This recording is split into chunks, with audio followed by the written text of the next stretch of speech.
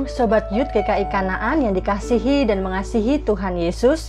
Jumpa lagi dalam Saat Teduh Bareng Yuk di hari Selasa ini tanggal 8 Juni 2021 dengan tema Tuhan Selalu Hadir.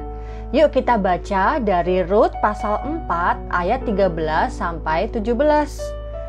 Lalu Boas mengambil Rut dan perempuan itu menjadi istrinya, dan dihampirinya lah dia.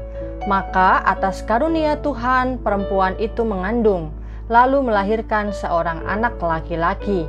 Sebab itu perempuan-perempuan berkata kepada Naomi, "Terpujilah Tuhan yang telah rela menolong engkau pada hari ini dengan seorang penebus. Termasyurlah kiranya nama anak itu di Israel. Dan dialah yang akan menyegarkan jiwamu dan memelihara engkau pada waktu rambutmu telah putih. Sebab menantumu yang mengasihi engkau telah melahirkannya, perempuan yang lebih berharga bagimu dari 7 anak laki-laki." Dan Naomi mengambil anak itu serta meletakkannya pada pangkuannya, dan dialah yang mengasuhnya. Dan tetangga-tetangga perempuan memberi nama kepada anak itu, katanya, "Pada Naomi telah lahir seorang anak laki-laki." Lalu mereka menyebutkan namanya Obed. Dialah ayah Isai, ayah Daud. Sobat Youth, pembacaan kitab Rut ini membantu kita menghayati Tuhan dalam setiap masalah kehidupan. Maksud utama nas yang kita baca hari ini adalah agar kita tetap bisa mengalami Tuhan dalam menghadapi perkara-perkara yang terjadi. Tuhan selalu hadir dan sanggup menolong dalam tiap permasalahan yang kita alami. Sobat Youth, pengalaman Rut dan Naomi adalah kisah manusia yang sedang menghadapi permasalahan hidup. Bahkan bisa dikatakan masalah mereka itu cukup berat dan kompleks. Mereka kesulitan dalam kehidupan ekonomi dan sosial, lalu ditimpa duka karena ditinggal suami, hingga usaha mereka untuk bangkit pun tidak mudah. Akan tetapi Sobat Youth, Tuhan punya cara dalam menemani setiap manusia yang berserah kepadanya. Ia selalu mengulurkan tangan bagi siapa saja yang mau membuka diri dan menyerahkan masalah kepadanya. Dalam kisah Rut dan Naomi, Tuhan menggunakan tradisi yang berlaku di masyarakat Israel untuk menolong mereka dari keterpurukan. Secara ekonomi, Boas mampu membeli dan menebus harta milik Naomi, yaitu warisan suaminya. Secara sosial pun, posisi Boas memang memungkinkan hal itu. Di sisi lain, secara adat, Boas juga diperbolehkan untuk menikahi Rut. Nah Sobat Youth, saya dan teman-teman pasti tidak lepas dari yang namanya masalah. Masalah itu apa sih? Masalah adalah sesuatu yang membuat kita tidak nyaman. Mulai dari masalah yang berat sampai yang ringan, masalah bisa datang bergantian. Namun dalam iman, kita jangan putus asa ketika menghadapi semua itu. Mari kita membangun harapan dan mengandalkan Tuhan dalam setiap perkara.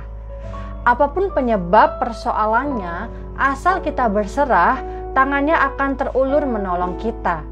Harus ada keyakinan di dalam diri kita bahwa Tuhan lebih besar daripada permasalahan kita. Nah Sobat Youth, mari kita memohon agar perasaan, nalar, dan kehendak kita dibimbingnya saat kita berada dalam badai kehidupan. Hingga pada akhirnya kita melihat pertolongannya dan memuji namanya dalam sukacita. Kita juga mesti terus berbenah diri, sebab banyak kekurangan dan dosa dalam hidup kita. Tuhan memberkati. Hai guys, jadi tadi saat teduh kita pada pagi hari ini. Mari kita belajar untuk selalu memohon bimbingan dan penyertaan Tuhan dalam setiap masalah dan badai kehidupan yang kita alami selama kita hidup di dunia ini. Nah, Tuhan selalu hadir dalam setiap masalah yang kita hadapi. Dia tidak pernah meninggalkan kita bahkan satu detik pun. Oleh karena itu, kita sebagai anak-anak ciptaannya sudah sewajarnya untuk meminta Tuhan untuk selalu mendukung kita dan membimbing kita di setiap masalah yang kita hadapi dalam kehidupan ini. untuk menutup saat teduh pada pagi hari ini, mari kita berdoa. Tuhan, terima kasih atas hari ini, bagian cerah ini yang Engkau berikan kepada kami Tuhan.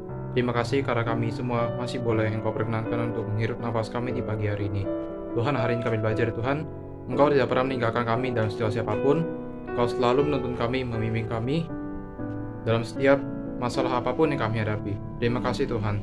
Ajarkan kami selalu Tuhan untuk selalu bersandar kepada Engkau, memohon pertolongan Engkau Tuhan untuk setiap masalah kami Tuhan. Terima kasih Tuhan. Kami serahkan untuk hari ini ke dalam tangan Engkau Tuhan. Hanya di dalam nama-Mu kami berdoa mengucap syukur. Amin. Jangan lupa guys, besok kita satu lagi di channel ini. Mari kita bagikan materi satu ini ke teman-teman yang lainnya supaya semakin banyak orang yang mendapatkan berkat. Kalian punya pergumulan dan pertanyaan? Yuk DM Insta Youth GKI Kanaan dan juga dengerin podcast Youth GKI Kanaan. Jangan lupa juga guys, hari Sabtu kita juga bakal ada Zoom Fellowship. Nah, untuk linknya nanti akan di-share di grup teman-teman, ya di grup WA dan juga di grup lain teman-teman sekalian. Have a blessed day, Tuhan Yesus memberkati. Selamat datang di obrolan santai anak milenial. Kita untuk episode kali ini mau ngebahas tentang puasa nih. Puasa itu apa nih?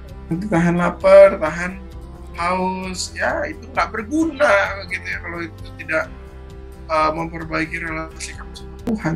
Berarti bedanya doa biasa sama doa puasa apa? Apakah kita lagi mau sesuatu baru kita puasa, mencari Tuhan? Secara puasa doa itu pada dasarnya sama. Sedangkan masalahnya Allah yang kita punya adalah Allah yang tidak bisa disogok gitu ya.